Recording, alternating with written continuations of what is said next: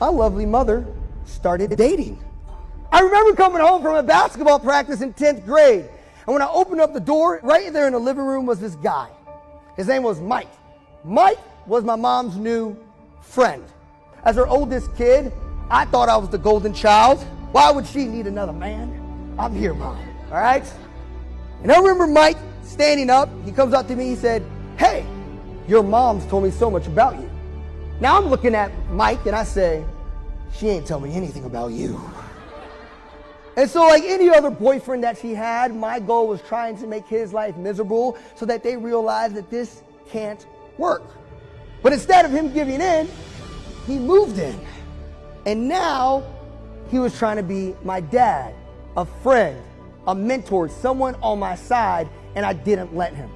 He would actually show up to my basketball games, which is weird because most of the time, none of my family members or mom could come to my basketball game. My mom worked 2 jobs. It was just something, but he would show up to every game. When he first started doing that, I would still take the bus home when other kids would go home with their parents because I didn't want to go home with him. He showed up to my away games, and I didn't play a lot, all right? My position on the basketball team was water guard, all right?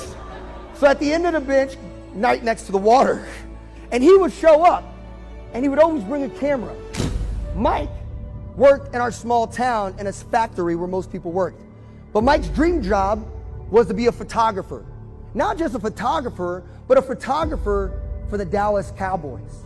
But instead of taking a picture of the Dallas Cowboys, he had to take pictures of me. And he would take pictures of me even though I didn't ask him to be there. And after every game, he would print me pictures of the little time I played basketball. And it was at that point where I started letting him into my life. Now fast forwarding to when I had my ACT my junior year. One of those days on my basketball games, we were driving back like every other away game, long Texas road with long conversation. And I remember being a brat. I remember being a brat to him. And I remember looking at his camera and saying, "Why do you care about this camera? It's not your real job." And instead of getting mad at me, Michael was very patient. Michael pulled over on the side of the highway and he looked at me. Everything in that truck made noise but the horn, all right? And he parked the truck and he looked at me and he said, "Son, I know you're upset about that ACT score, but I want you to understand something. It's not about what you know. It is about what you do. It's not about how much intelligence you have. It is about how much impact you make. What are you going to do about it?" And it meant so much to me. And I remember going into my senior year writing all the things I wanted to do. I wanted to get my first All-A report card. I wanted to go to college. None of my parents went to college. I had no idea what that process looked like. I wrote down all the things I wanted to do and I became obsessed with that list. And my last semester of my senior year, I got my first All-A report card. I went out to college. I ended up graduating with honors in the front of my class and graduated in 4 years. But honestly, my greatest achievement is getting that college degree. Not only was getting the college degree, but it's because seeing my mother get her college degree. From there, my brother graduated from Midwestern State and he ended up getting his degree as well. Mike ended up being a photographer for the Dallas Cowboys.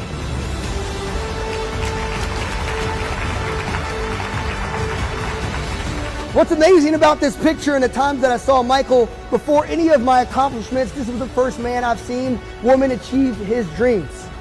And it was so amazing to see that people can actually achieve their dreams. But the reason why you don't see Mike in any of our graduation photos, it's not because he was taking a photo. It was because at a young age of 47 years old, when I was a sophomore in college, I get a call from my mom that Mike is in the hospital and he passed away. And that is when I realized all the things I achieved was based off of the motivation of time and that time I had with Michael.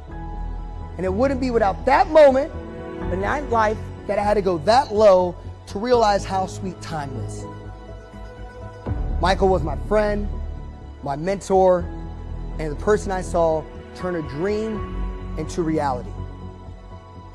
If Mike was alive today, I would tell him how much of a difference he made in my life. One of the biggest lessons Mike taught me was that we can all achieve our dreams, regardless gender, race, age, socioeconomic status. We can actually become the person we want to be. Growing up and seeing someone like Mike actually go after their dreams really gave me the confidence to believe in mine. If you have a Mike in your life that has helped you get to where you are, share them this story, send them a text and tell them how much you appreciate them.